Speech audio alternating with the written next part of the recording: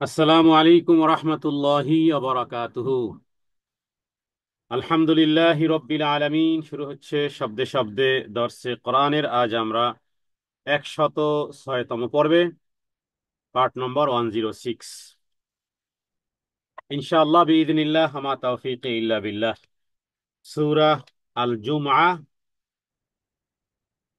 সূরাতুল জুমআর আয়াত নম্বর কুল ইন্নাল মাউতাল্লাযী তাফিররুনা মিনহু ফাইন্নাহু মুলাকীকুম। আল্লাহ তাআলা মৃত্যুর কথা বলেছেন এই আয়াতের মধ্যে। সূরাতুল জুমআহ, আয়াত নম্বর 8, পার্ট নম্বর 106। আউযু বিল্লাহি মিনাশ শাইতানির রাজীম।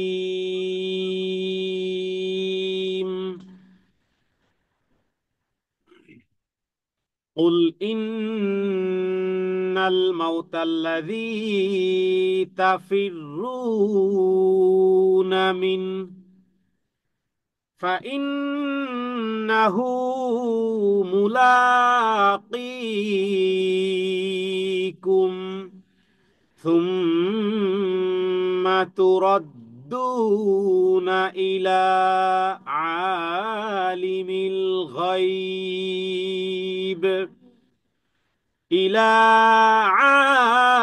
الغيب والشهادة فينبئكم بما كنتم تعملون।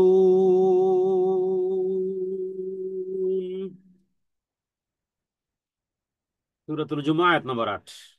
হে নবী, আপনি বলে দেন, ইন্নাল মাউতাল্লাযী তাফিররুনা মিনহু, যে তোমরা যারা মৃত্যু থেকে পালাচ্ছ, ইন্নাল মাউতা, নিশ্চয়ই মাউত বা মৃত্যু, আল্লাযী তাফিররুনা মিনহু, যদি কেউ মৃত্যু থেকে পালানোর চিন্তা করে, মৃত্যু থেকে পালানোর চেষ্টা করে, ফাইন্নাহু মুলাকীকুম, যেথায় পালিয়ে যাক, ফাইন্নাহু মুলাকীকুম, তার সাথে মৃত্যু সাক্ষাৎ করবেই। এরপরে মৃত্যু হবে, মৃত্যু হয়ে যাওয়া মানে মৃত্যু হয়ে যাওয়া নয়, বরং সুম্মা তুরাদ্দুনা, এরপরে আবারও উঠানো হবে। তোমাদেরকে তোমাদেরকে প্রত্যাবর্তন করা হবে। দুঃখিত। এবং সুম্মা তুরাদ্দুনা ইলা আলিমিল গায়বি ওয়াশ শাহাদা, এরপরে আল্লাহ তাআলার সামনে উপস্থাপন করা হবে। তার মানে অদৃশ্য এবং দৃশ্যমান বস্তু সম্পর্কে আল্লাহ তাআলার কাছেই ফিরিয়ে নেওয়া হবে। দৃশ্য এবং অদৃশ্য জ্ঞানের অধিকারীকে আল্লাহ তাআলা। ইলা আলিমিল গায়বি ওয়াশ শাহাদা মানে আল্লাহ তাআলা, কারণ আল্লাহ তাআলা দৃশ্য এবং অদৃশ্য সমস্ত জ্ঞানের অধিকারী আল্লাহ তাআলা। তার মানে তোমাকে মৃত্যুর পরে প্রত্যাবর্তন করানো হবে কার কাছে? ইলা আলিমিল গায়বি ওয়াশ শাহাদা, এই জ্ঞান যার কাছে আছে তিনি হলেন আল্লাহ তাআলা। এরপরে কি হবে? ফায়ুনাব্বিউকুম, তোমাদেরকে জানিয়ে দেওয়া হবে, বিমা কুনতুম তা'মালুন, দুনিয়ার জীবদ্দশায় যা তুমি করতে। তাহলে এখন দেখুন তিনটি স্তর, আমরা প্রথম স্তরে এখনো আছি। ইন্নাল মাউতাল্লাযী তাফিররুনা মিনহু, আমরা এখনো মারা যাইনি। এরপরে দ্বিতীয় স্তর আসবে আমাদের জন্য, ফাইন্নাহু মুলাকীকুম, কখন যেন হঠাৎ করে মৃত্যু এসে আমাদেরকে আলিঙ্গন করবে বা মোলাকাত করবে। মুলাকীকুম মানে মোলাকাত করবে বা সাক্ষাৎ করবে। মৃত্যু আমাদের সাথে কবে সাক্ষাৎ করবে, কোন জায়গায় সাক্ষাৎ করবে, কোন টাইমে, সেটি আমাদের জানা নেই। তবে সাক্ষাৎ করবে, এটি চিরন্তন। পৃথিবীতে মানুষ আসে, একদিন আবার এখান থেকে চিরবিদায় নিয়ে যায়। জন্ম থেকে মৃত্যু পর্যন্ত যে সময়টুকু আমরা পাই, এটাকে বলা হয় আল হায়াতুদ দুনিয়াউইয়াহ। হায়াতুদ দুনিয়াউইয়াহ, দুনিয়ার জীবদ্দশার হায়াত বা দুনিয়ার জীবন। এই জীবনে বালেগ হওয়ার আগ মুহূর্ত পর্যন্ত যা কিছু করবে সেগুলো মাফ, সেগুলো লেখা হবে না। তবে বালেগ হওয়ার পর থেকে, বালেগ বা বালেগা হওয়ার পর থেকে পর্যন্ত, মৃত্যু পর্যন্ত প্রতিটি সেকেন্ডের হিসেব হবে। ভালোতে ভালো, খারাপে খারাপ। ফামান ইয়ামাল মিসকালা যাররাতিন খায়রান ইয়ারাহু ওয়া মান ইয়ামাল মিসকালা যাররাতিন শাররান ইয়ারাহু। তাহলে বালেগ হওয়ার পর থেকে শুরু করে মৃত্যু ওর আগ মুহূর্ত পর্যন্ত ভালো খারাপ যা কিছু করবে সব আল্লাহ তাআলার কাছে হিসেব দিতে হবে। এই যে ইলা আলিমিল গায়বি ওয়াশ শাহাদা, আল্লাহ তাআলার কাছে হিসেব দিতে হবে। আল্লাহ তাআলার মহিমান্বিত ফেরেশতারা তারা মানুষের ছোট বড় সমস্ত কাজ লিপিবদ্ধ করে রাখতেছেন। কিয়ামতের দিন সবাইকে তাদের আমল নামা অথবা বলা যেতে পারে জীবন ডায়েরি, হ্যাঁ, দুনিয়ার জীবনের ইহকালের ডায়েরি, হ্যাঁ, ইহ জীবনের ডায়েরি লিপিবদ্ধ আছে কঠিন থেকে কঠিন ভাবে তুলে দেওয়া হবে। ভাল এবং সৎ যারা সৎ কাজ করবে তাদেরকে আল্লাহ তাআলা ডান হাতে তাদের ডায়েরিটা ডান হাতে দিবেন, আর খারাপ এবং অসৎ লোকদের ডায়েরিটা আসবে কোথায়? বাম হাতে। এবং ওই কিতাব হলো এমন এক কিতাব যার মধ্যে লা ইউগাদিরু সাগীরাতান কাবীরাতান ইল্লা আহসাহা ওয়া ওয়াজাদু মা আমিলু হাযিরা। এর মধ্যে জীবনের, জীবনের সব কিছু লিপিবদ্ধ আকারে সে দেখতে পাবে।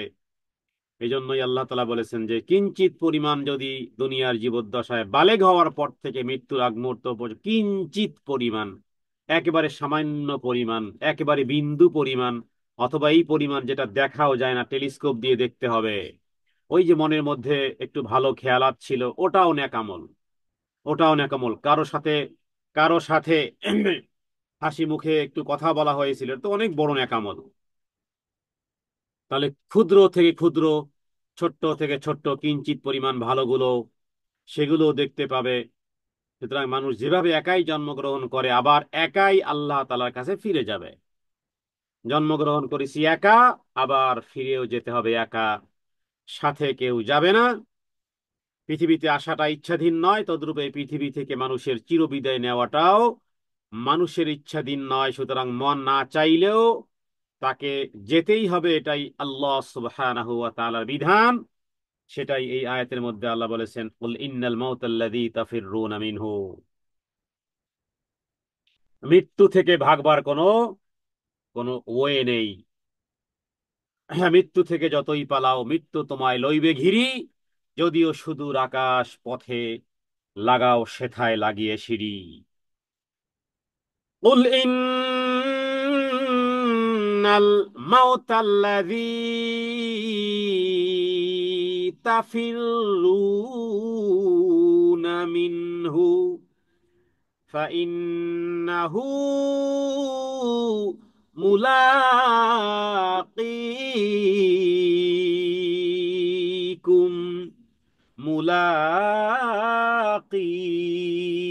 মুলাকিকুম, মোলাকাত করবে। মৃত্যু থেকে পালাচ্ছ, সে তো তোমাদের সাথে সাক্ষাৎ করবেই। এরপরে আল্লাহ তাআলার কাছে ফিরিয়ে নেওয়া হবে তিনি সমস্ত গুপ্ত জিনিস, গুপ্ত হোক প্রকাশ্য হোক, যাই কিছু তোমার লাইফে যাই কিছু ঘটেছে পুরোপুরি সম্যক জ্ঞাত আছেন আল্লাহ সুবহানাহু ওয়া তাআলা। সুতরাং সেটাই জানিয়ে দিবেন। যেমন বীজ বুনেছো তেমন ফল পাবে, পানিতে যতটুকু নেমেছো যতটুকু ততটুকুই ভিজেছে। সুতরাং দৃশ্য অদৃশ্য পরিজ্ঞাতা একমাত্র আল্লাহ সুবহানাহু ওয়া তাআলা, তার কাছেই প্রত্যাবর্তন করানো হবে এবং তিনি জানিয়ে দিবেন। উপরে একটি উদাহরণ দেওয়া হয়েছিল গাধার সাথে ওই জাতীয় ইহুদি পণ্ডিত বা আলেমদেরকে, যাদেরকে তাওরাতের মতন এক মহান গ্রন্থ দেওয়া হয়েছিল, কিন্তু আমল করেনি। আমল না করলে সে যেন গাধার মতন।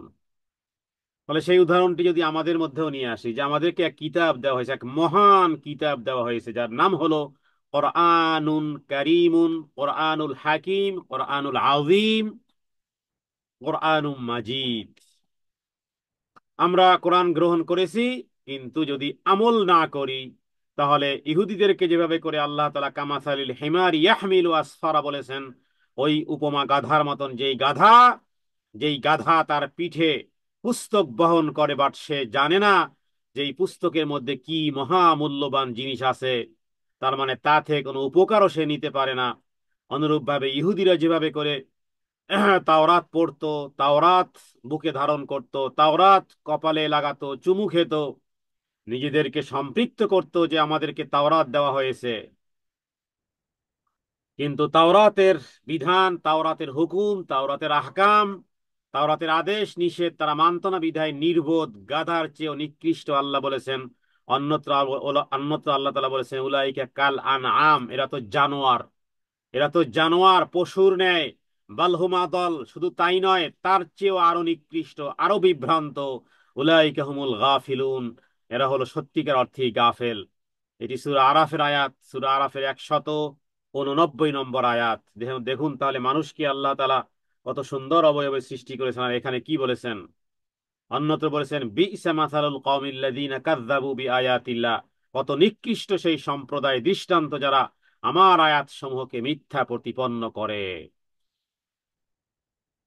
তো এই কারণে আবার আরেকটা দোষ ছিল, যে এই দোষটার কথা আল্লাহ ছাড়েননি। এক হলো যে এটা একটা কাজ করেছে, আবার আবার আরেকটা দোষ ছিল ইহুদিদের মধ্যে। তারা নিজেদেরকে আল্লাহর সন্তান, আল্লাহর ওলি, আমরা জান্নাতি, আমরা প্রিয় পাত্র, আমরা সত্যের উপরে আছি, এই রকমের গলাবাজি তারা করত। এজন্য রাসূলুল্লাহ সাল্লাল্লাহু আলাইহি ওয়াসাল্লাম তিন জাতির সাথেই কিন্তু রাসূলুল্লাহ সাল্লাল্লাহু আলাইহি ওয়াসাল্লামের কথোপকথনটা ছিল চূড়ান্ত একটা পর্যায়ের। ইহুদিদেরকে এই রকমের ছিল, যখন তারা চূড়ান্ত ভাবে নিজেদেরকে এইভাবে পাকসাপ বলে, তখন নবীজি রাসূলুল্লাহ সাল্লাল্লাহু আলাইহি ওয়াসাল্লাম বলেছেন যে তোমরা যদি এতই এরকমের করো তাহলে মৃত্যু কামনা করো। মৃত্যু কামনা করো। নবীজি বলেছেন ওরা যদি সত্যি, ওরা জানে যে ওরা অপরাধী, মৃত্যু কামনা ওরা করবে না। যদি করত তাহলে ঠিকই ওরা মারা পড়তো, ঠিকই ওরা সকলের সামনে ওরা, ওদের মৃত্যু হতো। যদি তা মৃত্যু কামনা করত তখন তারা জেনে নিত প্রকৃত ব্যাপার কি। ইবনে আব্বাস রাদিয়াল্লাহু তাআলা আনহু থেকে এই বিষয়ে একাধিক হাদিস রয়েছে। অনুরূপভাবে মক্কার মুশরিকরা যারা ছিল, আবু জেহেল, আবু লাহাব, উতবা, উতাইবা, এরাও ছিল এরকমের। রাসূলুল্লাহ সাল্লাল্লাহু আলাইহি ওয়াসাল্লামের কে মিথ্যা আরোপ করা, নিজেদেরকে সত্যবাদী মনে করা, আসল বাপদাদার ধর্মের উপরে আমরা আছি, তুমি বাপদাদার ধর্মে চুনকালি মাখতে এসেছো ইত্যাদি আবু জেহেল যে সমস্ত কথাবার্তা বলতো, এবং হ্যাঁ গর্ব করে বলেছিল যে যদি মুহাম্মদ সাল্লাল্লাহু আলাইহি ওয়াসাল্লাম যদি কাবার কাছে আসে দেখতে পাই তাহলে আমি তার গর্দান পিষে দেব। নাউযুবিল্লাহি মিন যালিক। রাসূলুল্লাহ সাল্লাল্লাহু আলাইহি সাল্লাম বলেছেন যদি সে সত্যি আমার কাছে আসতো ফেরেশতারাই তাকে পিষে ফেলতো, জনগণের সামনেই ফেরেশতারা পিষে ফেলতো। তো এই বুখারীতে বিষয় হাদিস রয়েছে। তো এক কথা ইহুদিরাও এরকম মৃত্যু কামনা যদি করত তাহলে তারা মারা যেত, আর সাথে সাথেই তারা দেখতে পেত জাহান্নাম। তো ইহুদিদের প্রতি আল্লাহ তাআলার লানত এবং অভিসম্পাত, কারণ তারা তাওরাতের উপরে আমল করেনি। সঠিক জ্ঞান পাওয়ার পরেও কোনো ব্যক্তি যদি আমল না করে তাহলে তার জন্য রয়েছে তিরস্কার, তার জন্য রয়েছে শাস্তি। সুতরাং ইহুদিদের মিথ্যা দাবির বিষয়টি কোরআনুল কারীম আমাদেরকে জানিয়েছে। আর আমরা এই 8 নম্বর আয়াতে আমরা পেলাম যে মৃত্যু নামক পেয়ালা অবশ্যই সবাইকেই পান করতে হবে। দুনিয়ার কৃতকর্মের হিসেব আমাদেরকে আল্লাহ তাআলার কাছে দিতে হবে। সুতরাং সময় থাকতে এখন ওই সাবধান। মৃত্যু বিষয়গুলো, কথাগুলো বলতে গেলে, মৃত্যু এমন একটি বিষয়, পরকাল এমন একটি বিষয় যে যেই কোনো মানুষের হৃদয় নরম হতে বাধ্য, নরম হতে বাধ্য। কারণ মৃত্যুকে কেউ অস্বীকার করতে পারে না। সুতরাং রাসূলুল্লাহ সাল্লাল্লাহু আলাইহি ওয়াসাল্লাম একটি সুন্দর বাক্য বলেছেন যে কাফা বিল মাউতি ওয়াইযা। এই কথাটি আপনারা প্রয়োজনে লিখে রাখতে পারেন, লিখে রাখার মতন একটি কথা। কাফা বিল মাউতি ওয়াইযা, এই হলো 3টি শব্দের একটি বাক্য। কাফা, কাফা বিল মাউতে ওয়াইযা। কাফা মানে যথেষ্ট, আর কিছুই লাগবে না, বাস যথেষ্ট। বিল মাউতি মানে মৃত্যুর স্মরণ, ওয়াইদা নসিহতের জন্য, নসিহতের জন্য মৃত্যুর স্মরণই যথেষ্ট, ব্যাস। এটাকেই বলা হয় কাফা বিল মাউতি ওয়াইদা। মানুষের জন্মের পরিবর্তে মৃত্যুর প্রভাব কিন্তু বেশি হয়, গভীর এবং দীর্ঘস্থায়ী হয়। সুতরাং মৃত্যুর পরপরই মানুষের যেমন শোকের পালা আসে, বিরহ বেদনা ইত্যাদি বিষয়গুলো আসে, মানুষ হুঁশ জ্ঞান হারিয়ে ফেলে, কি করবে না কি করবে। তো এই সময়কালেও কিন্তু শয়তান কিন্তু মানুষের দিন দিন এবং ইমানের উপরে হামলা করে। এই জন্য সতর্ক থাকতে হবে যে আরেকটা হামলা কিন্তু, হ্যাঁ, হামলা তো আছেই, সারা জীবনই হামলা করবে সে, মৃত্যুর সময় হামলা করবে। কারো পরিচিত কেউ যদি মৃত্যু হয়ে যায়, মনে রাখবেন শয়তান কিন্তু হামলা করবে।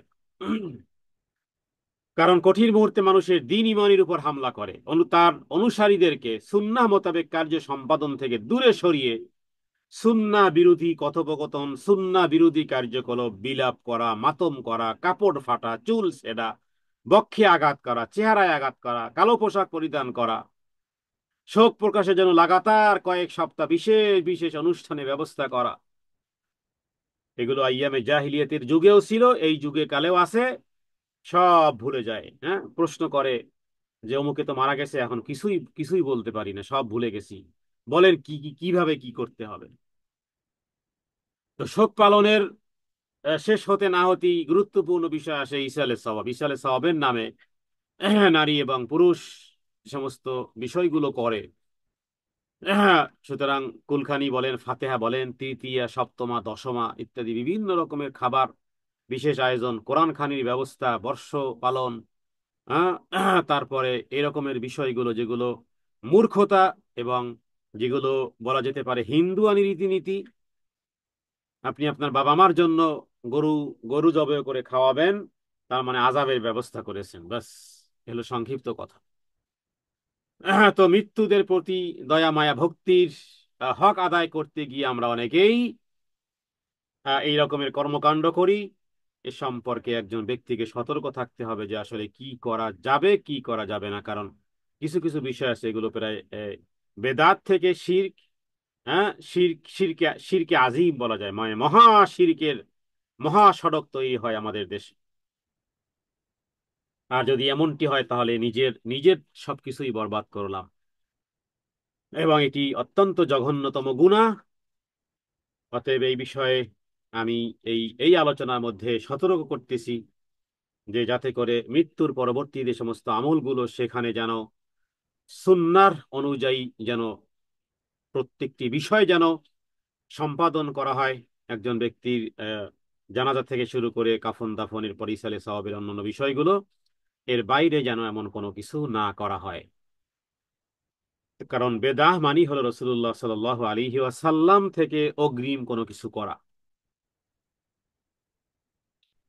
জি, আল্লাহ তাআলার কাছে প্রার্থনা করে আল্লাহ তাআলা যেন ইমানের মৃত্যু দান করেন, এবং কবরস্থ হওয়ার আগ মুহূর্ত পর্যন্ত মৃত্যু ব্যক্তিকে কেন্দ্র করে যেন কোনো রকমের শিরক এবং বেদাতের কোনো কিছু যেন পরিচালনা করা না হয়। আল্লাহ মাফ করুক।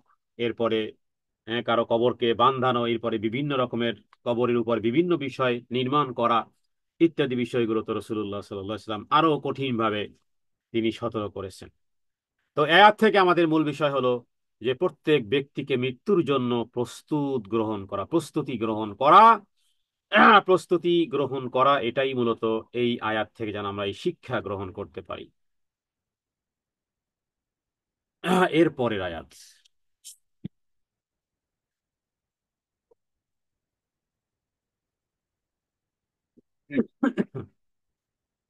9 নম্বর আয়াত।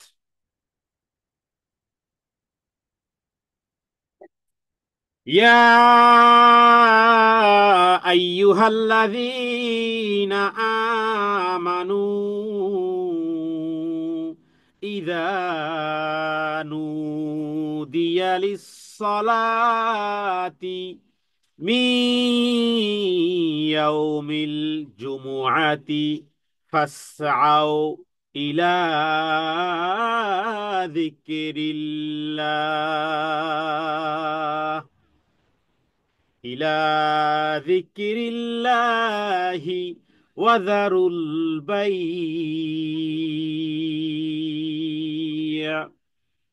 যালিকুম খায়রুল লাকুম ইন কুনতুম তা'লামুন। এই সূরাটির নাম হলো সূরাতুল জুমআহ, সম্মেলন। আর এখানে 9 নম্বর আয়াতে এখানে আল্লাহ তাআলা এই জুমার কথাটি বলেছেন।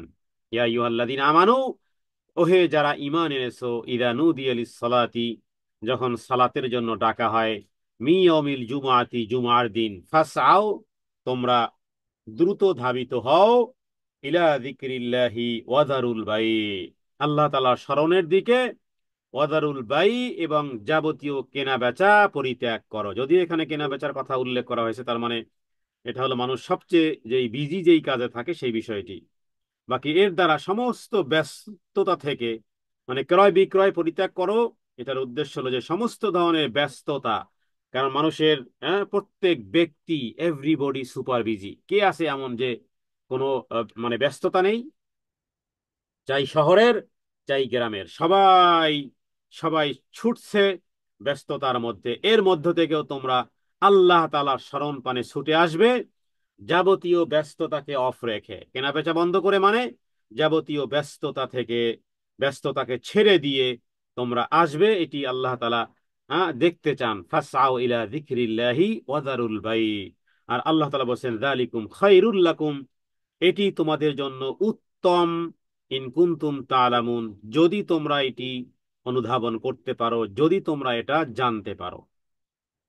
তাহলে প্রথমত হলো যে জুমার দিনে যখন মানুষকে ডাকা হবে, দ্বিতীয় হলো যখন আল্লাহ তাআলার স্মরণে তখন ধাবিত হতে হবে, এবং দুনিয়াবি কর্মব্যস্ততাকে কিছুক্ষণের জন্য পরিত্যাগ করতে হবে।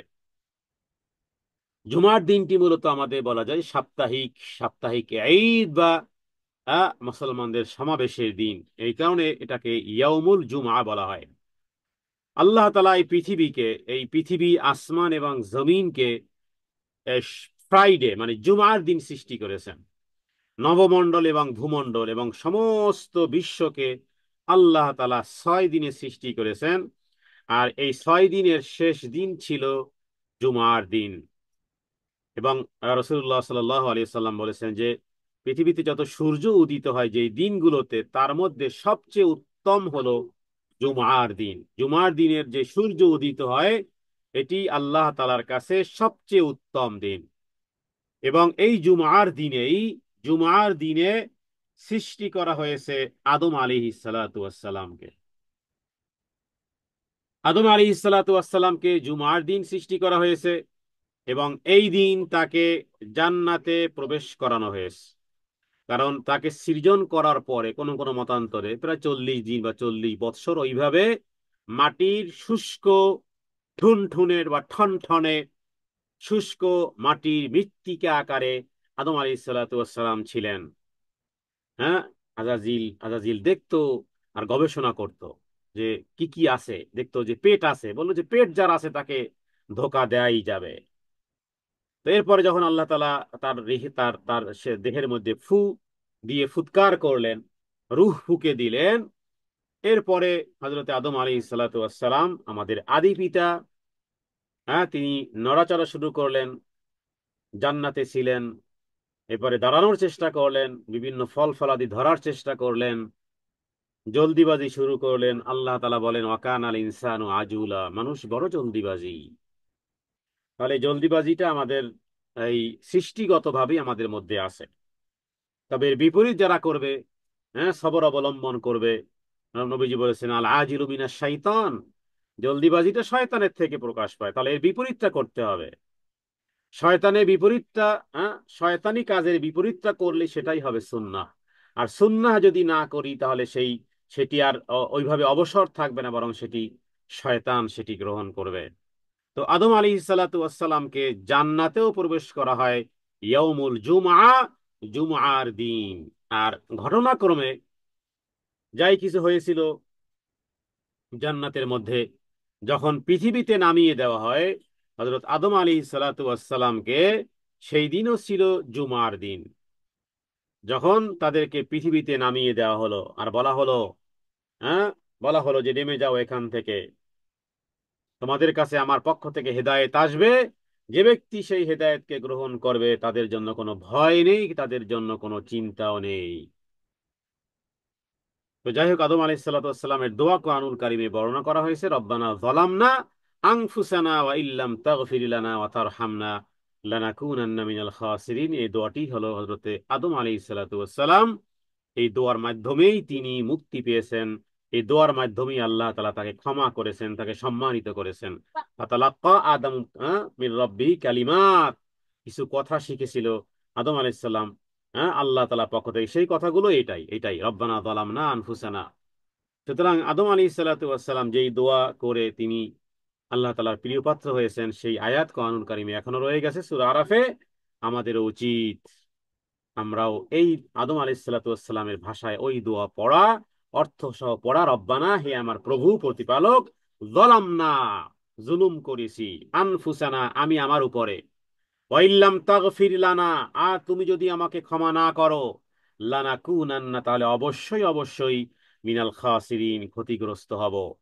তাহলে আদম আলাইহিস সালাতু ওয়াস সালামকে সৃষ্টিও করা হয়েছে জুমার দিন, জান্নাতে প্রবেশ করানো হয়েছে জুমার দিন, আবার জান্নাত থেকে নামানোও হয়েছে জুমার দিন। আর এরপরেই কিয়ামত সংগঠিত হবে ইয়াউমুল জুমআ, জুমার দিন কিয়ামত সংগঠিত হবে। জুমার দিনের জুমার দিনে কোনো নারী যদি তার সন্তানকে, তার হাজবেন্ডকে, তার ভাইকে, তার বাবাকে, হ্যাঁ, জুমার সালাতের জন্য যদি প্রস্তুত করে দেয়, তাহলে সেও কিন্তু সওয়াব পাবে। হ্যাঁ, সামান্য সামান্য ক্ষুদ্র তো ক্ষুদ্র ক্ষুদ্র বিষয় একটু আয়াতি একটু আগে আমরা আলোচনা করেছি যে সামান্যতম যদি কেউ একটু ন্যাকামল করে সেটিও সে পাবে। তো এটা তো অনেক বড় কাজ। এবং এমনটি যে আপনি যদি কাউকে প্রস্তুত করেন সালাতের জন্য, সে যদি সালাত আদায় করে, সে সালাত তার তার সালাত আদায় করলে যেই পরিমাণ সওয়াব হবে, এই পরিমাণ সওয়াব আপনার আমল নামাতে আল্লাহ লিখে দিবেন। আপনার মাধ্যমে কোনো ব্যক্তি যেই কর্মটি সম্পাদন করবে, ওই ওই কর্ম সম্পাদনের যেই ফজিলত পাওয়া যাবে হাদিস থেকে, সেই পরিমাণ ফজিলত এই ব্যক্তিও পাবে। এবং যেই ব্যক্তি আমল করতেছে তার আমল থেকে কোনো কোনো প্রকারের কমতি ঘাটতি হবে না, কোনো রকমের কমতি ঘাটতি হবে না। হযরত আবু বকর সিদ্দিক রাদিয়াল্লাহু তাআলা আনহুর নেকামল পৃথিবীর সমস্ত মানুষের চেয়ে বেশি। কেন বেশি? একটাই দেখুন, হ্যাঁ, যে মসজিদে নববী তার পয়সায়, হ্যাঁ, তার অর্থে অর্থায়নে মসজিদে নববী, তাহলে কিয়ামতের আগ মুহূর্ত পর্যন্ত মসজিদে নববীতে যত মানুষ সালাত আদায় করবে, হ্যাঁ, এই পরিমাণ সওয়াব হযরতে আবু বকর সিদ্দিক রাদিয়াল্লাহু তাআলা আনহুর আমল নামাতেও যাবে। আবার পৃথিবীতে যত মানুষ যত নেকামল করুক সম পরিমাণ সওয়াব রাসূলুল্লাহ সাল্লাল্লাহু আলাইহি ওয়াসাল্লাম তিনিও পাবেন, কারণ তিনি প্রথম ডেকেছেন। এই কারণে আমাদের চাকরি, আমাদের মানহাজ, আমাদের দিন আর রাত হলো মানুষকে আমরা দাওয়াত দেব দিনের দিকে, আল্লাহ তাআলার দিকে। দাইল আল্লাহ, দাইল আল্লাহ এটি সবচেয়ে বড় ক্যারিয়ার। দাইল আল্লাহ এটি সবচেয়ে বড় ক্যারিয়ার, আল্লাহ তাআলার কাছে অনেক বেশি প্রিয়। হ্যাঁ, কোরআন কারীমে আল্লাহ তাআলা বলেছেন। সুতরাং আপনারাও আপন জায়গা থেকে অথবা অনলাইনে অফলাইনে অথবা সোশ্যাল মিডিয়াতে বিভিন্ন ভাবে, হ্যাঁ, সেগুলোকে ফরওয়ার্ড করতে পারেন, সেগুলোকে লাইক করতে পারেন, শেয়ার করতে পারেন। তো কিয়ামত সংগঠিত হবে কবে? এই জুমার দিনই সংগঠিত হবে। এবং এই দিনে জুমার দিনে এমন একটি মুহূর্ত আছে, এমন একটি ইজাবতে সাআ আছে, যেই সময় মানুষ দোয়া যাই করবে সেই দোয়াই কবুল হবে। সহিহ বুখারী এবং সহিহ মুসলিমের হাদিস। আল্লাহ তাআলার কাছে প্রার্থনা করি প্রতি জুমাতে, হ্যাঁ, প্রতিটি জুমার দিনের প্রস্তুতি আমরা, হ্যাঁ, স্যাটারডে থেকে শুরু করব। স্যাটারডে থেকে গণা শুরু করব যে ফ্রাইডে কবে, প্রস্তুতি, আগাম প্রস্তুতি। হ্যাঁ, মানে 6 দিন আগে থেকে গণনা শুরু করবো যে আমার ফ্রাইডে কবে আসবে, আল্লাহ আর একটা ফ্রাইডে কি পাবো, আর একটা ফ্রাইডে কি পাবো, আর একটা ইয়ামুল জুমা কি পাবো। কারণ এজাবাতি সাআ, জুমার দিনে তো অনেক আমল আমরা শুনি, কিন্তু গভীরভাবে কি আসলে কখনো মনোনিবেশ করেছি যে আমার জীবনে যেই ফ্রাইডে চলে গেছে ওই ফ্রাইডে আর জীবনেও আসবে না। ইয়াউমুল জুমা যেটি চলে গেছে সেটি চলে গেছে, আর কোনোদিন আসবে না। হ্যাঁ, সামনে হায়াত কতটুকু আছে, সামনে হয়তো বা আরেকটা ফ্রাইডে আসবে, আরেকটা ইয়াউমুল জুমা আসবে। কিন্তু যেটি চলে গেছে, যেই এজাবাতু সা চলে গেছে, ওই মুহূর্ত যেটি চলে গেছে, যেই মুহূর্তকালে দোয়া করলে কবুল হতো, তো সেই সেই সময়টিতে আর ফেরত আসবে না।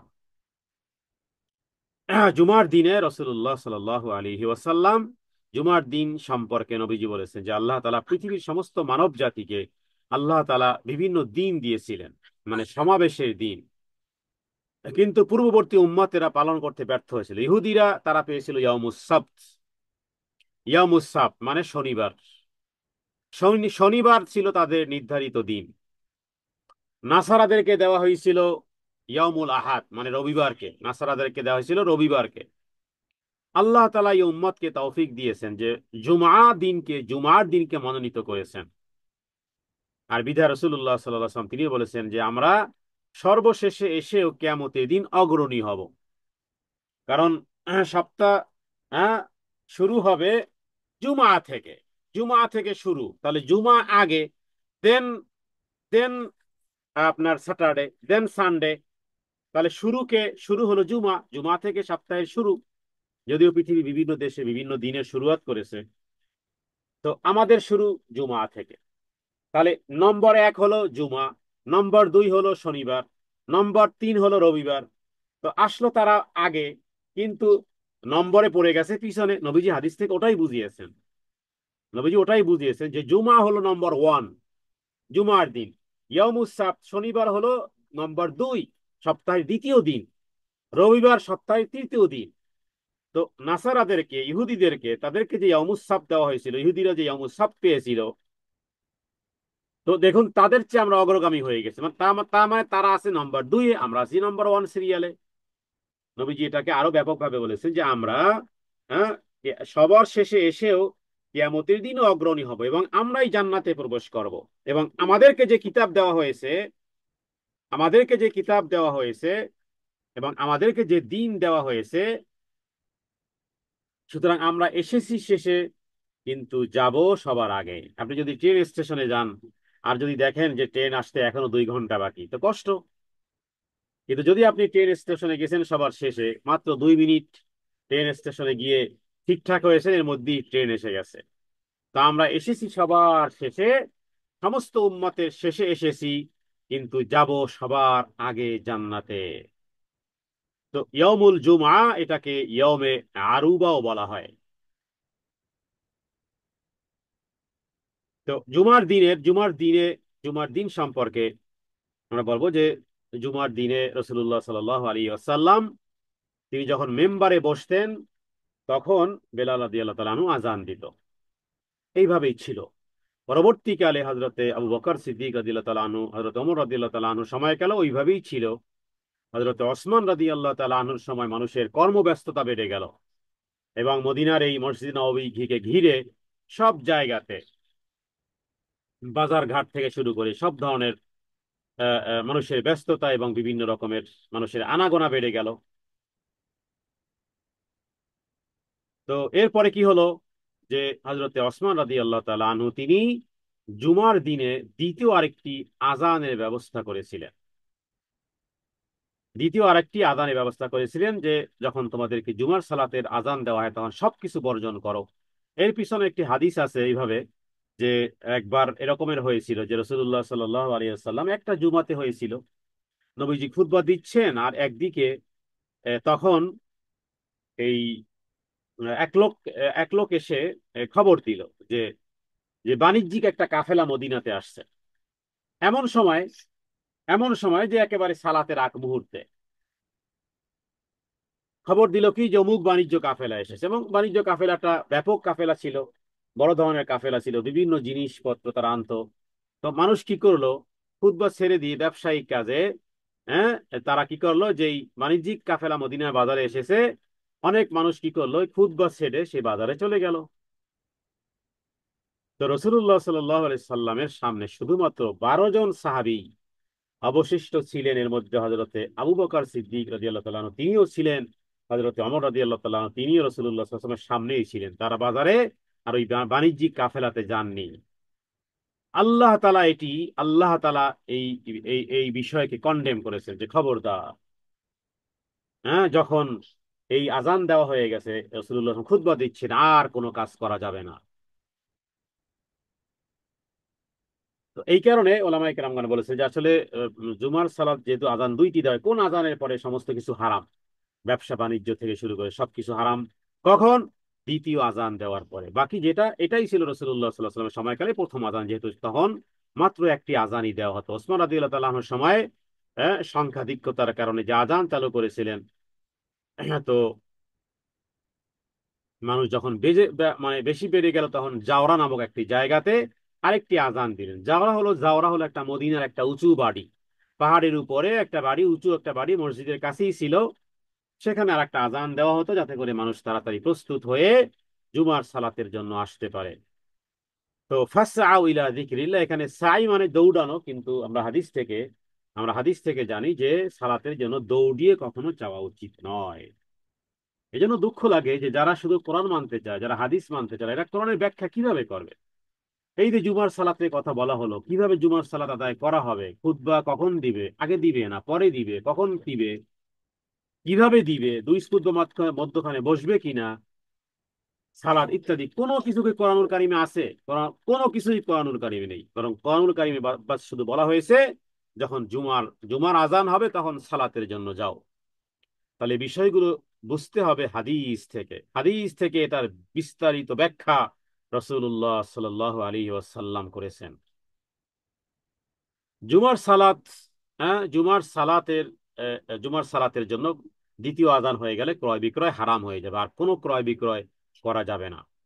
এমনকি, হ্যাঁ, জুমার দিনে যারা জুমার খুতবা শুনবে, সেই অবস্থাতে কোনো ব্যক্তি যদি হ্যাঁ কাউকে বলে যে তুমি চুপ করো, তাহলে তার সালাতও বাতিল। কোনো কোনো হাদিসে সালাত বাতিল, বা কোনো কোনো সালাতে বলা হয়েছে যে তার জোহরের সালাত হয়ে যাবে, কেন সে কথা বলল। তো জুমার দিনে আমরা একটি আমল নারীরা পুরুষেরা সবাই করতে পারি, সেটি হলো যে গোসল করাটা। জুমার দিনে গোসলের বিষয় হাদিস থেকে স্পষ্ট হাদিস পাওয়া যায় যে অন্য 6 দিন যদি কেউ গোসল নাও করে, হ্যাঁ, তবুও জুমার দিনে গোসল করতে হবে।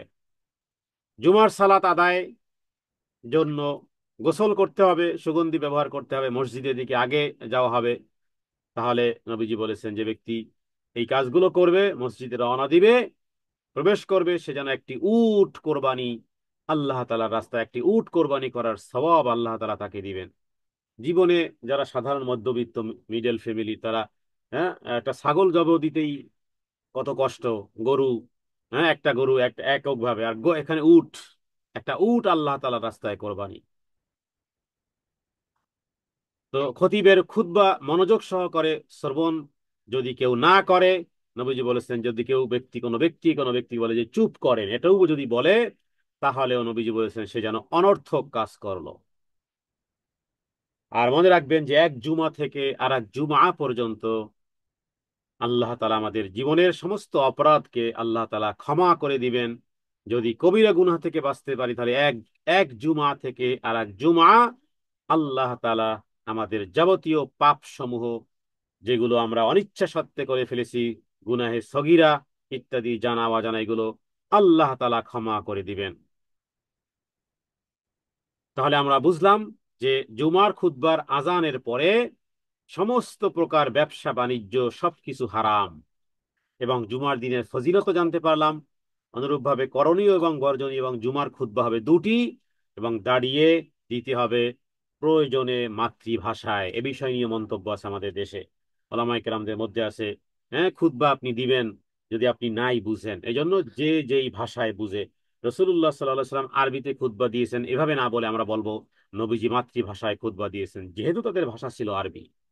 আর এর দলিল হলো সূরা সূরা ইব্রাহিমের 4 নম্বর আয়াত, বিলিসানি কওমিহি।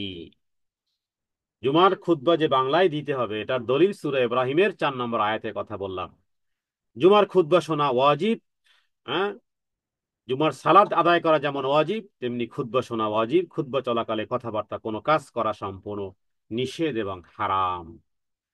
বিষয়গুলো যদি না জানা থাকে আর কেউ যদি, হ্যাঁ, সংশোধন করতে যায়, তাহলে নিজেরটাও শেষ। এরপরে আমরা এই আয়াতটি তেলাওয়াত করেছি, জি, ওয়াযকুরুল্লাহ কাসীরাল লাআল্লাকুম তুফলিহুন, যে আল্লাহ তাআলাকে বেশি বেশি স্মরণ করো। জুমার দিন আমরা বেশি বেশি করে আমরা যে কাজটি করব সেটি হলো দুরূদ পাঠ করব বেশি করে। আল্লাহ তাআলার কাছে আমরা, হ্যাঁ, জুমার দিনকে একটা একটা গনিমত মনে করব। যে এই জুমার দিন, পুরো সপ্তাহের 6 দিন যদি ইবাদতের জন্য মগ্ন নাও হতে পারি, অন্ততপক্ষে জুমার দিন যেন আমার একেবারে সকাল থেকে সন্ধ্যা পর্যন্ত, সূর্যাস্ত পর্যন্ত, হ্যাঁ, যেহেতু দোয়া কবুলের সময়কাল, অতএব এই একটি দিনকেও যেন অন্ততপক্ষে সম্মান করতে পারি। হ্যাঁ, কোন কোন বর্ণনায় পাওয়া যায় যে আল্লাহ তাআলা জান্নাতেও সপ্তাহের একটা মিলিত দিন রাখবেন। হ্যাঁ, দুনিয়ায় যেভাবে করে সম্মেলনের দিন রেখেছেন ইয়ামুল জুমআ, জান্নাতেও আল্লাহ তাআলা রাখবেন, সেদিন হবে আল্লাহ তাআলার দিদারের দিন। আল্লাহ তাআলার দিদারের দিন রাখবেন।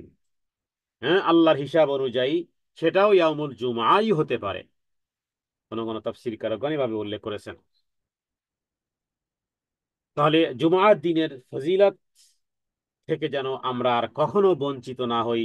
এমন কোন জুমার দিন যেন না যায় যে 1000 বার আমরা দুরূদ পাঠ করিনি। অন্ততপক্ষে কম পক্ষে 1000 বার, অন্তত কম পক্ষে 1000 বার। হ্যাঁ, গণনা না করলেও যেন আপনি মন থেকে যেন বলতে পারেন, জি আজকের 1000 বার হয়েছে। সকাল থেকে শুরু করবেন একেবারে সূর্যাস্ত পর্যন্ত দুরুদ দুরুদ দুরুদ আর দুরুদ। হ্যাঁ, যেই প্রার্থনাগুলো আপনার করা দরকার হাদিস থেকে বোঝা যায়, দুরুদ পাঠের মাধ্যমে যেই যেই চাওয়া পাওয়া গুলো আপনার দরকার ছিল কিন্তু করতে পারেনি দুরুদের কারণে, আল্লাহ তালা আল্লাহ তালা ওটার থেকে আরো বেশি কিছু দিয়ে দিবেন। মানে যা আপনার চাওয়া ছিল, পাওয়া ছিল, কামনা ছিল, বাসনা ছিল, কি চাইবেন, কি চাইবেন, দুনিয়ার আখেরাতের কি চাইতে চান, যত যা চাইতে পারবেন তার থেকেও আল্লাহ তালা বেশি দিয়ে দিবেন দুরুদ পাঠের মাধ্যমে। দুরুদে ইব্রাহিমী আমরা পাঠ করবো ইনশাআল্লাহ। এটি অনেক বড় গুরুত্বপূর্ণ আমাদের জীবনের জন্য। হ্যাঁ, একটি একটি সপ্তাহ পরে একটি দিন আসে, কে জানে যে এই এই জুমাই হতে পারে আমার জীবনের শেষ জুমা। জি, আয়াত নম্বর 11। وَإِذَا رَأَوْا تِجَارَةً أَوْ لَهْوًا انفَضُّوا إِلَيْهَا وَتَرَكُوكَ قَائِمًا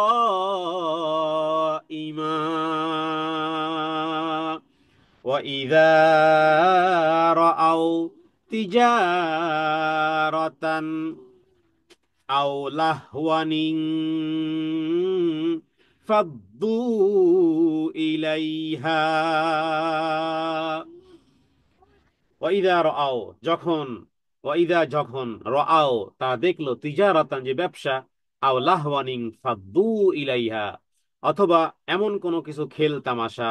হ্যাঁ, লাহওয়ান, লাহওয়ান মানে অনর্থক। এটাকে অনর্থকও বলা হয়েছে, কারণ এই সময়কালে অনর্থক। সময়ের আবর্তনে অনেক জিনিস হালাল হারাম হয়ে যায়। তাকবীরে তাহরিমা, হ্যাঁ, তার মানে কি, ওই তাকবীর যেই তাকবীরের পরে হালাল জিনিসও হারাম হয়ে যায়। যেমন এহরাম, আমরা বলি এহরাম বাঁধা। এহরাম বাঁধা মানে কি? এহরাম হলো ওই কাপড় বাঁধা বা ওই কাপড় পরিধান করা বা ওই নিয়ত করা, যেটা করার পরে হালাল জিনিসই হারাম হয়ে যায়, সেটাকে বলা হয় মাহরেম, মুহরিম। তো এহরাম মানে, যে এহরাম মানে হলো যে ইতিপূর্বে যেটা হালাল ছিল এখন সেটি হারাম। ইতিপূর্বে স্ত্রী সহবাস জায়েজ ছিল, এখন এহরাম বাঁধার পর আর সেটি করা যাবে না। ইতিপূর্বে পাখি শিকার করা, মাছ শিকার করা ইত্যাদি শিকার করা হালাল ছিল, এখন এহরাম বাঁধার পরে আর আমি মাছ শিকার আর পাখি শিকার করতে পারবো না, এটা আমার জন্য হারাম। তো এভাবে করে যে যখন আজান হয়ে যাবে তখন ক্রয় বিক্রয়, এমনকি এটা যেমন হারাম, অনুরূপ ভাবে অন্যান্য যে সমস্ত স্বাভাবিকভাবে ব্যবসা বাণিজ্য করে এটা হালাল, কিন্তু এখন এখন ব্যবসা বাণিজ্যও হারাম। তো ইনফাদু তারা ছুটে গেল, ইলাইহাত সেই দিকে, ওয়াতারাকু কাইমা অথচ রাসূলুল্লাহ সাল্লাল্লাহু আলাইহি ওয়াসাল্লাম দাঁড়িয়ে দাঁড়িয়ে খুতবা দিচ্ছেন। ওয়াতারাকু মানে তারাকা মানে ছেড়ে দেওয়া, কাইমান মানে এখানে বোঝানো হয়েছে রাসূলুল্লাহ সাল্লাল্লাহু আলাইহি ওয়াসাল্লাম তিনি, কারণ দাঁড়িয়ে খুতবা খুতবা দিতে হয়, এখান থেকে এই কাইমান থেকে এটাও বোঝা গেল। কাইমান মানে দণ্ডায়মান। কিসের দণ্ডায়মান? রাসূলুল্লাহ সাল্লাল্লাহু আলাইহি ওয়াসাল্লাম খুতবা দিচ্ছেন, নবীজি খুতবা দিচ্ছেন, এমত অবস্থায় যারা চলে গেল, মানে পার্থিব বিষয়ে, বিষয়ের দিকে লক্ষ্য করে। এরপর আল্লাহ তাআলা বলছেন, কুল মা ইনদাল্লাহি খাইর, কুল মা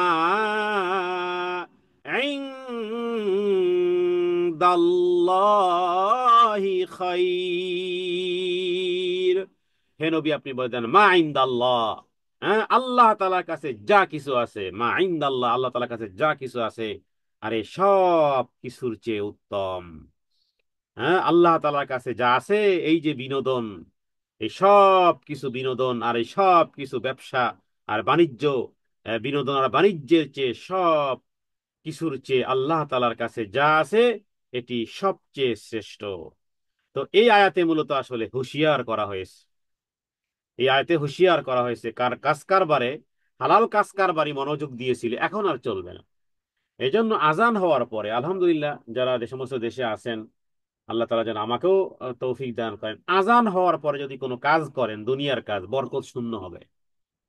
হ্যাঁ, যদিও আমাদের দেশে এটা করতে পারা যায় না, এই কারণে যে আজান দেয় এক সময় আর জামাত হয় অন্য সময়। তবে মহিলাদের জন্য আমরা বলবো, আজান হওয়া মানি হয়ে গেল, আজান মানি হলো যে সালাতের অসময় হয়ে গেছে, ছেড়ে দেন সব।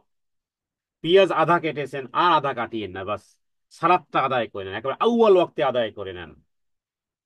যদিও পুরুষেরা পারবে না, কারণ পুরুষের জন্য জামাতের ফজিলত রয়েছে, জামাতের উজুবিয়ত রয়েছে, কিন্তু নারীদের জন্য বলবো, দিনী বোনদেরকে বলবো, আজান শুনেছেন অভ্যাস করে ফেলেন, মাত্র 40 দিন একটা প্র্যাকটিস করেন। হ্যাঁ, একেবারে ডায়েরিতে লিখে নেন যে এই এই ফ্রাইডে থেকে, এই জুমা থেকে আমি শুরু করলাম, আগেই সবাইকে জানিয়ে দিলাম যে এর দ্বারা কিন্তু দুনিয়াবি কিছু কার্যক্রম কিছু ব্যাহত হতে পারে। তার মানে 40 দিন আপনি আপনি ট্রাই করেন, আজান হয়েছে কানে এসেছে, বা সাথে সাথে আপনি ফরজ সালাতটি আদায় করে নেবেন। কারণ আজানের পরে যদি আপনি কর্মকাণ্ডে লিপ্ত হন, তাহলে সেটি বরকত শূন্য হবে। হ্যাঁ, শয়তান শুধু ফজরের সময় ধোকা দেয় যে তা না, ফজরের সময় ঘুম থেকে উঠতে হলে বলে আরেকটু ঘুমা, আরেকটু ঘুমা। হ্যাঁ, আরো রাত আছে, আরেকটু ঘুমিয়েছেন তো শেষ, এই তো আসতেছে শীতকাল। হ্যাঁ, বলবে এই আরেক 1 মিনিট, এটি আমাদের ক্ষেত্রেও হয়। হ্যাঁ, একেবারে সজাগ হয়েছে, যার মাত্র 20 মিনিট আছে, একটু চোখ বন্ধ করেছি, শেষ ঘুম থেকে। হ্যাঁ, ফজরের সালাত কাজা হয়ে গেছে।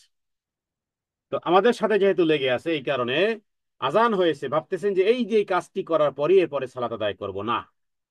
ওকে বলেন, হ্যাঁ, ওই যে কাজকে বলুন সালাত আছে, কাজকে বলেন যে আমার সালাত আছে, সালাতকে বলিয়েন না যে আমার কাজ আছে। তো এই আয়াত থেকে দেখুন আল্লাহ তাআলা এক ধরনের ধমক দিয়েছেন ওই জাতীয় ব্যক্তিদেরকে যারা স্বাভাবিকভাবে একটু বাজারে গিয়েছিল, একটু ব্যবসা বাণিজ্যের একটু বিষয় একটু দেখতে গিয়েছিল, কিন্তু রাসূলুল্লাহ সাল্লাল্লাহু আলাইহি ওয়াসাল্লাম এদিকে জুমার অত দণ্ডায়মান অবস্থা, এমন না যে সালাত মিস করেছেন তারা, তা না, খুতবা লম্বা হয়, যে ঠিক আছে একটু দেখে আসি।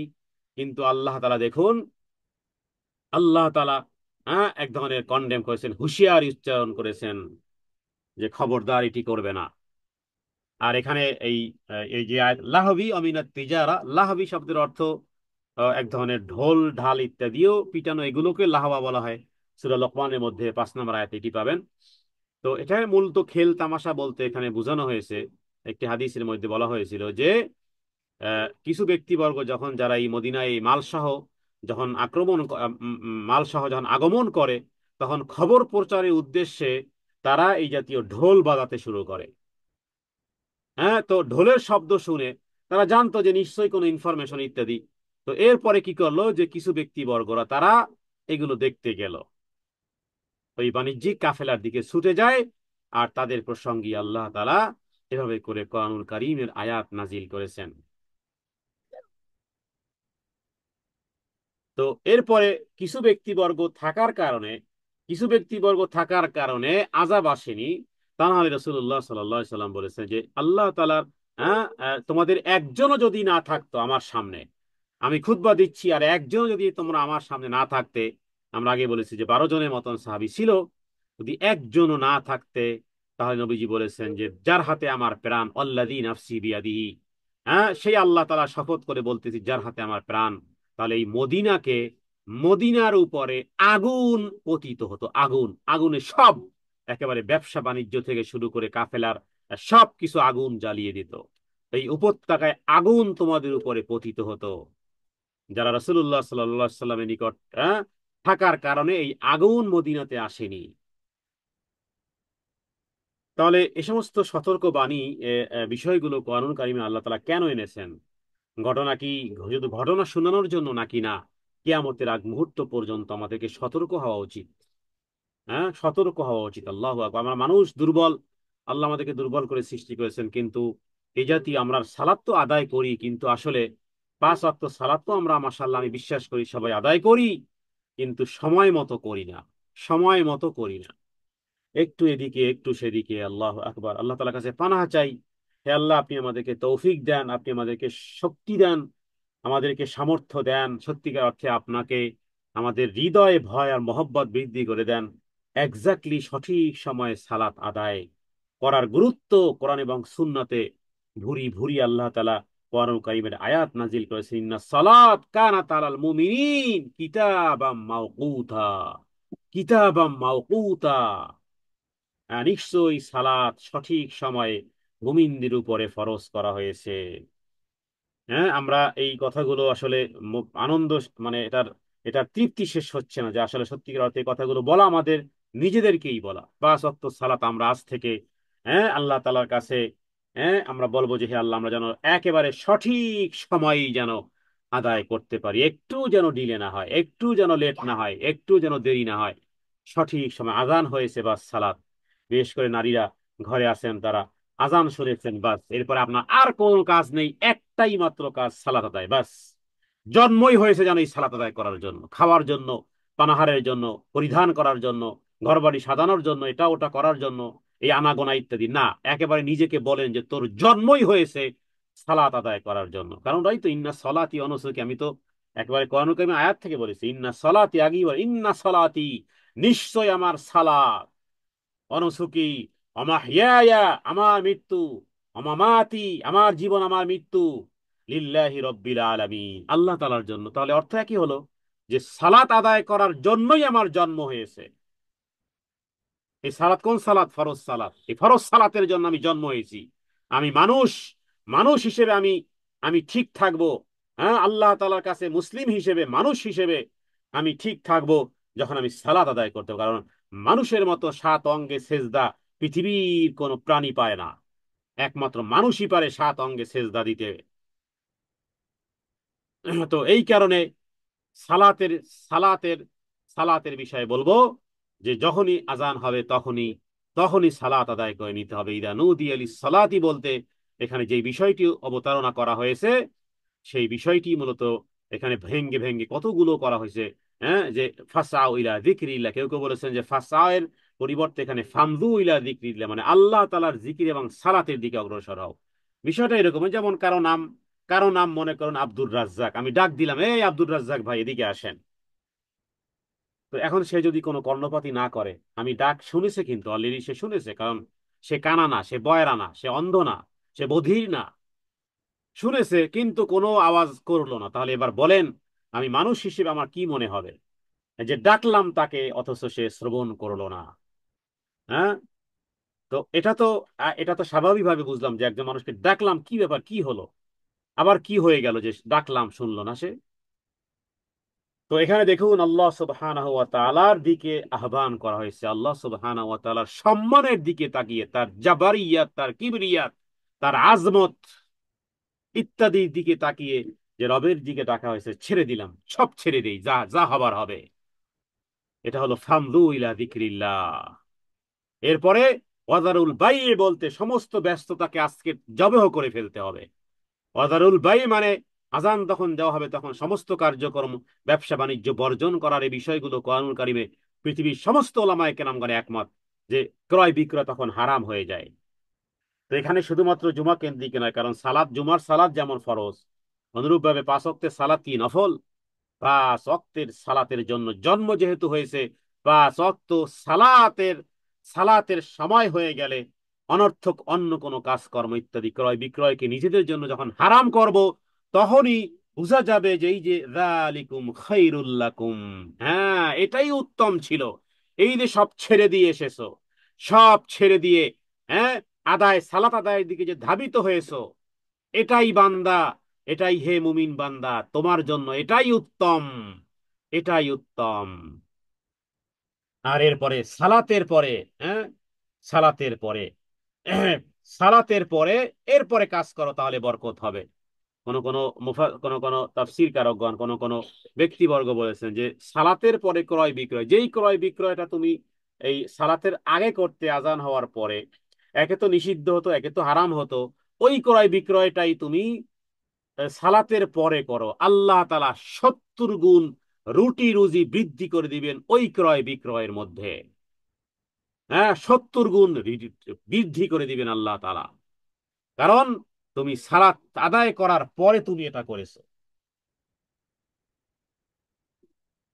তাহলে আমরা যদি একই কথা, আমরা সালাতের আগে যে কাজগুলো আছে, এই যে করে ফেলবো, এই যে করে ফেলবো, এই যে করে ফেলবো, না, চুলাকে অফ করে দেন। হ্যাঁ, সব অফ করে দেন, সালাত আদায় করার পরে করেন। হৃদয়ের তৃপ্তি সেটা তো নিজেই অনুভব করবেন, আল্লাহ তালা হৃদয়ে যে কি তৃপ্তি দিয়েছেন। বাকি হলো যে আল্লাহ তালা এই পরিমাণ খায়ের আর বরকত, এই পরিমাণ রহমত আর বরকত আল্লাহ তালা দিবেন, যে আগে থাকতো 1 গুণ, এবার 70 গুণ বৃদ্ধি হয়ে যাবে। এটাকে বলা হয় ফাদলুল্লাহ। কোরআন কারিমে এখানে আল্লাহ তালা বলেছেন যে যখন সালাত আদায়, ফাইদা কুদিয়াতিস সালাত ফান্তাশিরু ফিল আরদি ওয়াবতাগু মিন ফাদলিল্লাহ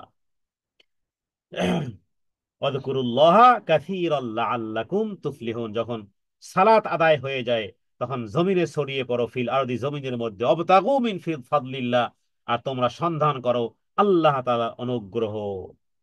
ওয়াযকুরুল্লাহা কাসীরাল লাআল্লাকুম তুফলিহুন, এবং বেশি বেশি করে আল্লাহ তাআলাকে স্মরণ করো, যাতে করে তোমরা সফল কাম হতে পারো। এখানে আয়াতগুলোর তর্জমা যদি শুধুমাত্র বাংলা ভাষাতে আছে, শুধু নিজেরাই যদি সিরিয়ালগুলো একটু দেখে নেই যে আল্লাহ তাআলা কিভাবে থরে থরে যেন একের পর এক আদেশ, ছোট্ট ছোট্ট করে আদেশগুলো দিয়েছেন, হ্যাঁ, তাহলে বুঝতে আর অসুবিধা হওয়ার কথা নয়। তার মানে রিজিক অন্বেষণ করার জন্য এটাও একটা পদ্ধতি। সালাত আদায় করো, দেন রুটি রুজি অন্বেষণ করো। সালাত শেষে রিজিক অন্বেষণে, হ্যাঁ, বের বের হওয়ার বিষয় যেন এক নির্দেশমূলক। তাহলে একই কথা, আজানের পরে ব্যবসা বাণিজ্য নিষেধ করা হয়েছিল, এবার বলা হচ্ছে যে এবার ব্যবসা বাণিজ্য এবার করো। হ্যাঁ, এটা আল্লাহ তাআলা চান। আল্লাহ তাআলা চান যে আমি যখন বলবো অফ করো, আমি যখন বলবো অন করো। আজান হয়ে গেছে, অফ। আজান শেষ হয়ে গেছে, সালাত শেষ হয়ে গেছে, এবার পুরো দমে তুমি নেমে পড়ো। পুরো দমে তুমি ব্যবসা বাণিজ্যে, হ্যাঁ, ক্রয় বিক্রয় ইত্যাদি এবার নেমে পড়ো। তাহলে দেখুন, হ্যাঁ, আল্লাহ তাআলা 2 ধরনের আদেশ দিয়েছেন, আযকুরুল্লাহ কাসীরাল লাআল্লাকুম তুফলিহুন। এই জন্য বলা হয় যে আপনি বাজারে ঢুকেছেন, বাজারে ঢুকে যদি মার্কেটে ঢুকেছেন, শপিং মলে ঢুকেছেন, হ্যাঁ, শপিং মলে ঢোকাটা অন্যায় কিছু নয়। হ্যাঁ, বলা হয় যে বাজার হলো সবচেয়ে নিকৃষ্ট, এই হাদিস জাল হাদিস। উত্তম হলো আল্লাহর ঘর মসজিদ, ঠিক আছে, কিন্তু বাজার নিকৃষ্ট, এই হাদিস জাল হাদিস। বাজার নিকৃষ্ট তখন হতে পারে যে নিকৃষ্ট কাজ করলে, সেটা তো আপনার ঘরও নিকৃষ্ট। আপনার আপনার ঘরও নিকৃষ্ট হয়ে যাবে যদি আপনি নিকৃষ্ট কাজ করেন ঘরে।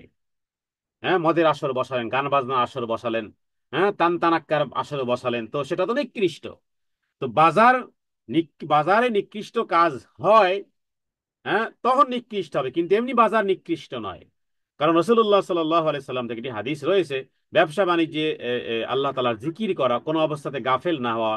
যে কোনো একজন ব্যক্তি যদি কোনো বাজারে প্রবেশ করে, শপিং মলে প্রবেশ করেছেন, পড়ুন লা ইলাহা ইল্লাল্লাহু ওয়াহদাহু লা শারীকা লাহু লাহুল মুলকু ওয়া লাহুল হামদু ওয়া হুয়া আলা কুল্লি শাইইন কাদির।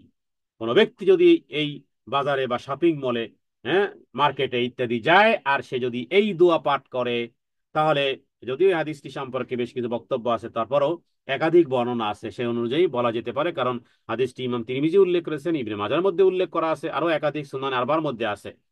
যদি কোনো ব্যক্তি শপিং মলে যায়, বাজারে যায়, মার্কেটে যায়, শপিং মলে যায়, এরপর এই দোয়া পড়ে, লা ইলাহা ইল্লাল্লাহু ওয়াহদাহু লা শারীকা লাহু লাহুল মুলকু ওয়া লাহুল হামদু ওয়া আলা কুল্লি শাইইন কাদির, তাহলে তার জন্য নেকি লেখা হবে 1 মিলিয়ন, 1 লক্ষ নেকি লেখা হবে তার আমল নামায়। সুবহানাল্লাহ। শুধু তাই নয়, 1 লক্ষ গুনাহ মোচন করা হবে। 1 লক্ষ নেকি লেখা হবে, 1 লক্ষ গুনাহ মোচন করা হবে। যে ব্যক্তি শপিং মলে গিয়ে, মার্কেটে গিয়ে, বাজারে গিয়ে পড়বে লা ইলাহা ইল্লাল্লাহু ওয়াহদাহু, আল্লাহ ব্যতীত সত্য কোনো মাবুদ নেই, লা শারীকা লাহু, তার কোনো শরীক নেই, লাহুল মুলকু, আমার রবের জন্যই রাজত্ব, ওয়া লাহুল হামদু, তারই জন্য যাবতীয় প্রশংসা, ওয়া হুয়া আলা কুল্লি শাইইন কাদির, সব কিছুর উপরে সর্বময় ক্ষমতার সার্বভৌম ক্ষমতার অধিকারী আল্লাহ সুবহানাহু ওয়া তাআলা। সুবহানাল্লাহ, আলহামদুলিল্লাহ, লা ইলাহা ইল্লাল্লাহ। 1 লক্ষ নেকি লেখা হবে, 1 লক্ষ গুণা মাফ হবে। শপিং মলে যাবেন, শপিং মলে ঢুকবেন আর পড়বেন, কারণ কি ব্যস্ততম জীবনে, ব্যস্তময় লাইফের, হ্যাঁ, সুপার বিজি ওয়ে, সেখানেও আপনি স্মরণ করেছেন আমার মহান আল্লাহ জাল্লা জালালুহু আম্মা নাওয়ালুহুকে। সুতরাং বাজার খারাপ জায়গা নয়। হ্যাঁ, খারাপ কাজ করার মাধ্যমে খারাপ খারাপ হয়। তো আলহামদুলিল্লাহ, আমরা যখন সুপার মার্কেটে যাব, শপিং মলে যাব, কেনাকাটা করতে যাব কখনো ইত্যাদি, হ্যাঁ, যখন যাব তখন আমরা এই দোয়া পাঠ করব, লা ইলাহা ইল্লাল্লাহু ওয়াহদাহু লা শারীকা লাহু লাহুল মুলক। পড়তেই থাকেন, পড়তেই থাকেন। একবার পড়লে যদি হয় এইটা, একবার পড়লে যদি হয় 1 লক্ষ নেকি আর 1 লক্ষ গুনাহ মোচন, তো পড়তে থাকেন। হ্যাঁ, এটা হলো আখেরাতের ইনভেস্টমেন্ট। যারা বুঝে, হ্যাঁ, যারা বুঝে তারা মানে, যারা জানে তারা মানে, যাদের তৌফিক হয়েছে তারাই মানে, যাদের তৌফিক আল্লাহ দিয়েছেন এরাই করতে পারে। রব্বে কারীমের কাছে প্রার্থনা করি, হে আল্লাহ, আপনি আমাদেরকে ওই তৌফিক ওয়ালাদের মধ্যে আপনি রাখিয়েন, ওই তৌফিক ওয়ালাদের মধ্যে আপনি আমাদেরকে রাখিয়েন। জি, এরপরে এই একটু ছিল, সেটা হলো 12 নম্বর আয়াত, 11 নম্বর আয়াত। قل ما عند الله خير। এটা তোমাদের জন্য অনেক উত্তম, সব কিছু থেকে উত্তম এটি। মিনাল্লাহবি ওয়া মিনাত তিজারাহ, দুনিয়ার এই ব্যবসা বাণিজ্য আর খেল তামাশা ইত্যাদি যা কিছু দেখো, বান্দা এর চেয়ে উত্তম উত্তম কাজ এই জায়গা থেকে করে যেতে হয়। আখিরাতে গিয়ে উত্তম কাজ করা যায় না, উত্তম কাজ এই দুনিয়া থেকেই করে যেতে হয়। আল্লাহু খায়রুর রাযিকিন। আল্লাহ তাআলাই তো সর্বশ্রেষ্ঠ রিজিক দাতা। এই যে মানে এই হাত পা চালানো, দৌড়ঝাঁপ করা, এই যে টেনশন, হ্যাঁ, এই যে ব্যবসা বাণিজ্য, এই যে এত ব্যস্ততম বিষয়গুলো, রিজিক নিয়ে আল্লাহ তাআলা বলছে, আরে আল্লাহই তো উত্তম, সর্বাপেক্ষা উত্তম রিজিক দাতা, সর্বশ্রেষ্ঠ রিজিক দাতা, সর্বশ্রেষ্ঠ রিজিক দাতা, সর্বোত্তম রিজিক দাতা তো তিনি, তিনিই ব্যবস্থা করে দিবেন। সুতরাং, সুতরাং রিজিকের পিছনে, রিজিকের পিছনে দৌড়াতে গিয়ে সালাদ যেন ডিলে না হয়। আল্লাহ তাআলার কাছে প্রার্থনা করি, হে আল্লাহ, যা বললাম, হে আল্লাহ, তা মানার তৌফিক দান করেন। যা শ্রবণ করলাম তা যেন পালন করতে পারি। হে আল্লাহ, আপনি সহজ করে দেন। আল্লাহ, দিনের জ্ঞান জানার মাধ্যমেই যে আমল করা যায় তা নয়, বরং তৌফিক থাকতে হয়। আল্লাহ, আপনি আমাদেরকে তৌফিক দেন। হে আল্লাহ, আমরা দুর্বল সৃষ্টি হয়েছি, খুলিকাল ইনসানু দাঈফা। হে আল্লাহ, একটু রৌদ্র সইতে পারি না, একটু ঠান্ডা সইতে পারি না। হে আল্লাহ, আমরা দুর্বল হয়ে সৃষ্টি হয়েছি। আল্লাহ, ঘুম আমাদের শরীরের, একটি অংশ, আমাদের জীবনের জন্য একটা অংশ। শারীরিক অসুস্থতা, এরপরে শারীরিক অস্থিরতা, এরপরে গাফলাত, অলসতা ইত্যাদি, আমাদের সাথে মিশে আছে, আমাদের শরীরের সাথে মিশে আছে। একটু ব্যালেন্স এদিক সেদিক হয়ে গেলে আমরা দুর্বল হয়ে যাই, বিছানা থেকে উঠতে পারি না, সঠিক সময় জাগতে পারি না, আমলগুলো করতে পারি না। হে আল্লাহ, যাবতীয় দুর্বলতাকে আপনি দূর করে দেন। আল্লাহুম্মা ইন্নী আউযু বিকা মিনাল হাম্মি ওয়াল হুজনি ওয়া আউযু বিকা মিনাল আজিজি ওয়াল কাসালি ওয়া মিনাল বুখলি ওয়াল জুবনি ওয়া আউযু বিকা মিন গালাবাতিদ দাইনি ওয়া কাহরির রিজাল। হে আল্লাহ, আপনি আমাদের জন্য সহজ করে দেন। যা কিছু শ্রবণ করলাম, যা কিছু বললাম, আল্লাহ সেগুলো আমাদের জীবনে বাস্তবায়ন করা তৌফিক দান করেন। হাদা মিন্নি ওয়াল ইলমু ইনদাল্লাহ, আল্লাহু আ'লামু বিস-সাওয়াব। ওয়া সাল্লাল্লাহু আলা সাইয়্যিদিনা মুহাম্মাদিন নবিয়্যিল উম্মি ওয়া আলিহি ওয়া সাল্লিম। আসসালামু আলাইকুম ওয়া রাহমাতুল্লাহি ওয়া বারাকাতুহু।